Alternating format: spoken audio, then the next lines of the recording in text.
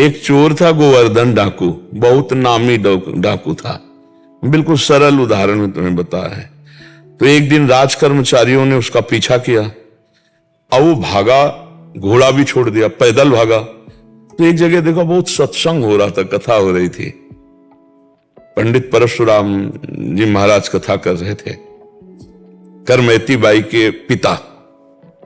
ये प्रमाणित कथा हम आपको बता रहे। तो उस सभा में घुस गया। तो राज कर्मचारी आए, सोचा सभा में चोर कैसे हो सकता है, यहां तो चोर घुसने का अब उसको पाया ही नहीं।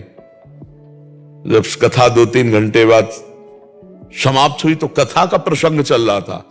वृंदावन में श्री बांके बिहारी लाल को आज यशोदा मैया ने सोने की करधनी, सोना, वो तो चोर आदमी, करधनी सोने की। भगवान श्री कृष्ण चंद्र जी को बांके बिहारी को कह के पुकार। 8 वर्ष की अवस्था है, मैया ने सोने की लकुट दी, सोने का। अरे इतना माल एक साधारण, और गाय चराने अपने सखाओं के साथ जा रहे हैं। कथा समाप्त हुई, नजदीक पहुंचा, चाकू निकाली, पंडित परशुराम जी के गले में लगाई।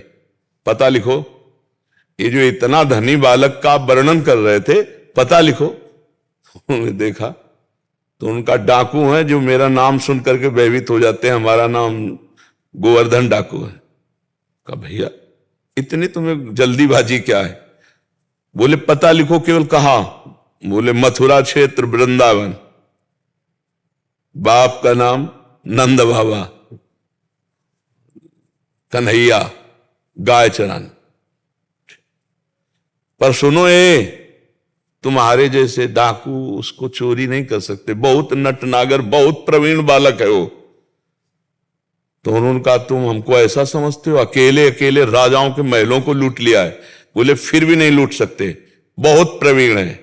तो उनका कसम खाता हूं, जब तक उसे लूट नहीं लूंगा तब तक पानी नहीं पीऊंगा। परशुराम जी ने सोचा भगवान की अपार कृपा इसके ऊपर, पता नहीं क्या लीला होने वाली इसके ऊपर। उन्होंने कहा सुनो, हमारी तरफ से माखन मिश्री ले लो, जब तुम्हारा बस ना चले तब माखन मिश्री उसे खवा देना। हाँ ये बात भी ठीक है, बच्चा फुसला के काम चल जाए तो मारना काहे को पड़ेगा। माखन मिश्री फेट में बांधी और कहा कसम खाता हूं जब तक उसे लूट नहीं लूंगा तब तक मैं पानी नहीं पीऊंगा। पर नाम क्या बताया तुमने? इतना बड़ा नाम तो। बोले श्याम सुंदर। श्याम सुंदर, श्याम सुंदर, वृंदावन, गाय चराना, श्याम सुंदर। अब भगवान का चिंतन बनने लगा।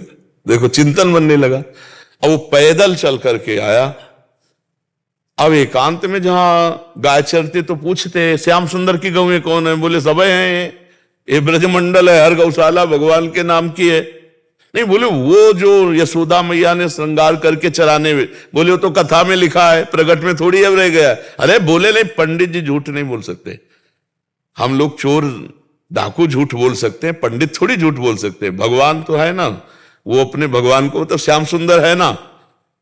अब एकांत में विकल हो गया और कहा अगर कोई ईश्वर है तो मुझे श्याम सुंदर से मिला दे, क्योंकि मैंने कसम खाया है बिना लूटे पानी नहीं पिएंगे। इतने में आवाज आई एक ग्वारिया पर, ए श्याम सुंदर तुम्हारी गाय इधर जा रही। अरे दौड़ा उधर, देखा कमर में हाथ रखे, न जाने कौन से गुण पर दयाली दिए जाते हैं, पीतांबर की फेट, वैसे ही श्रृंगार जैसा पंडित जी ने वर्णन किया था। श्याम सुंदर, कमल नयन, मोर मुकुट और करधनी और लकुट। उसने हर चाकू निकाली, हर सखा को, वो सब सखा दिव्य, वो गायें दिव्य भगवान ने प्रकट की थी। सब सखाओं का भाग जाओ नहीं मार डालेंगे। भगवान ने इशारा किया कि जाओ इसको हमें एकांत में निहाल करना है। बोले हाँ बोल रहे। बोले तू डरता ले क्या? बोले अब काल से भी नहीं डरते, तेरे से क्या डरना है। बोले मेरा नाम नहीं सुना होगा इसलिए तू डरेगा। अब ये मेरा नाम गोवर्धन डाकू, तो वो गोवर्धन ही तो नाम है ना, मेरा नाम गोवर्धन धारी है। भगवान उससे जब वार्ता कर रहे हैं तो उसका जीवत्व तो नष्ट हो रहा है, अज्ञान नष्ट हो रहा है। उन्होंने देखा बड़ा प्रवीण पंडित जी कह रहे थे माखन मिश्री खवा के काम कर ले। बोले सुनो, भगवान ने कहा अच्छा ऐसा प्यार करते हो? बोले प्यार के लिए नहीं, ये सोना चांदी जो पहले ही उतराले के लिए। वो कहा ये तो वैसे उतार देंगे, लाओ तुम्हारा।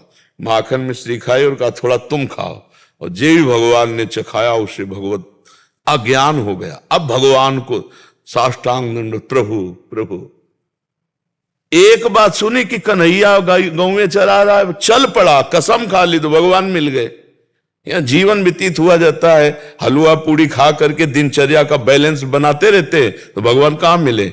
जब भूख प्यास सहकर केवल भगवान के दर्शन के लिए, तो भगवान उसी समय प्राप्त हो जाते हैं।